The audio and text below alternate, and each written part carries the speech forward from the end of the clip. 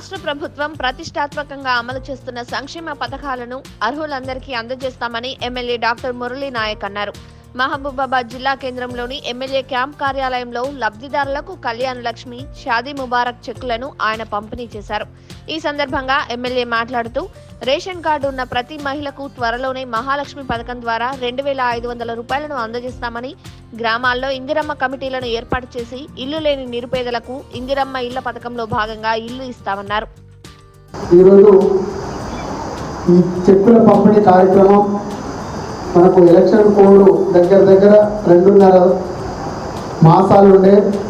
ఈ 2.5 నెలల్లో ఏ పని చేయలేకపోయినాం. అందుకే ఈ చెక్కులు ముందే వచ్చినా కూడా మనకి ఎలక్షన్ కోడ్లో వాటిని డిస్ట్రిబ్యూట్ చేయకూడదు, పంచకూడదు అని చెప్పేసి ఈరోజు ఆ చెక్కుల పంపిణీ కార్యక్రమాన్ని పెట్టుకోవడం జరిగింది. కాంగ్రెస్ ప్రభుత్వం ఎన్నో కష్టాలలో ఉండి కూడా మన గత బీఆర్ఎస్ ప్రభుత్వంపై పోరాటం చేసి మన నాయకులు ముఖ్యమంత్రి రేవంత్ రెడ్డి గారు చేసినటువంటి ఎనలేని పోరాటం, ప్రజల మద్దతుతోటి ఈసారి మన గద్దెనెక్కడం జరిగింది. కాంగ్రెస్ ప్రభుత్వం ఇచ్చిన హామీలన్నీ నెరవేరుస్తుంది. అదేవిధంగా ముఖ్యంగా నేను గమనించేది ఏంటంటే ఇక్కడ ఉన్నటువంటి ప్రధాన సమస్య రెవెన్యూ సమస్య. తాతల నాటి భూములు, మనం చేసుకున్న భూములు పట్టాలు వేరే వాళ్ళ పేరు మీద ఉంది. దానికి ప్రత్యక్ష ఉదాహరణ నేనే. నాకున్నటువంటి 5 ఎకరాల భూమి నేను ఈరోజు పట్టా చేసుకోలేకపోయినా. ఇలాంటి సమస్యలు అనేక మంది రైతులు అనుభవిస్తూ ఉన్నారు.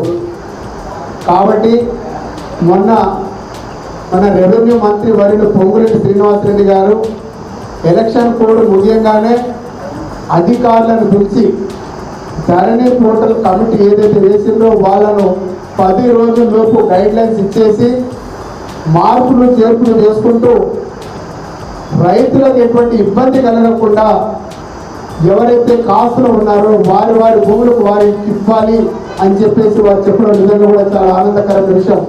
అదేవిధంగా ఇందిరమ్మ కమిటీ వేసి ఇందిరమ్మ ఇల్లు కూడా నిజమైన పేదవాడు ఎవరైతే ఉన్నారో ప్రతి ఊళ్ళలో ఇందిరమ్మ కమిటీ వేసుకుంటూ వాళ్ళ సూచనల ప్రకారం పేదవాడు ఎవరైతే ఉన్నారో పూలు గుడిసి ఉన్నవాడు, పెంకుటిల్లు ఇంతకుముందు ఇందిరమ్మ ఇల్లు వచ్చి కూలిపోయిన ఇల్లు ఏవైతే ఉన్నాయో వాళ్ళందరికీ ఇందిరమ్మ ఇల్లులు 5 లక్షల రూపాయలతో ఇస్తామని చెప్పేసి మేము మేనిఫెస్టో చెప్పడం జరిగింది.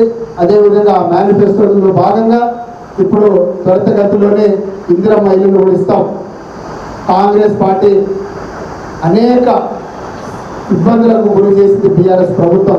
మనం చూసాం, అన్ని అప్పుల కుప్పలు చేసి ఖజానా ఖాళీ చేసిపోయినటువంటి బీఆర్ఎస్ ప్రభుత్వానికి ప్రజలు మంచి గుణపాఠం చెప్పారు. మన ఫైనాన్స్ మినిస్టర్ గారు బట్టి విక్రమార్క గారు చాలా చాకచక్యంగా, అలాగే ముఖ్యమంత్రి రేవంత్ రెడ్డి గారు ఒక పద్ధతిగా క్రమశిక్షణతోటి ఎక్కడ డబ్బులను దుబారా ఖర్చు చేయకుండా అన్ని సంక్షేమ పథకాలు మనం అమలు చేద్దామని చెప్పేసి వారు గట్టి సంకల్పంతో, దృఢ సంకల్పంతో ఉన్నారు. కాబట్టి ఇప్పుడు కార్యకర్తలు అందరూ అదే పడకండి. అన్ని సంక్షేమ పథకాలు ప్రతి ఒక్కరికి అందుతాయి. నిజమైన లబ్ధిదారుడికి ఈ సంక్షేమ పథకాలు అందుతాయి. అంటే 10 లక్షల రూపాయల కళ్యాణ లక్ష్మి ఇక్కడ మీకు ఇవ్వడం జరుగుతూ ఉంది. కాబట్టి కళ్యాణ లక్ష్మి ఎవరైతే లబ్ధిదారులు ఉన్నారో మన ఎంఆర్ఓ గారు లిస్టు చదువుతారు. దాని ప్రకారంగా మీరు వచ్చి ఈ సంక్షేమ పథకం ఏదైతే ఉందో కళ్యాణ లక్ష్మి మీకు మీ చక్కగా నిజమైన నిరుపేదకు అందుతాయని చెప్పేసి చెప్తూ ఈ కార్యక్రమంలో మున్సిపల్ వార్డు కౌన్సిలర్లు, కాంగ్రెస్ పార్టీ శ్రేణులు పాల్గొన్నారు.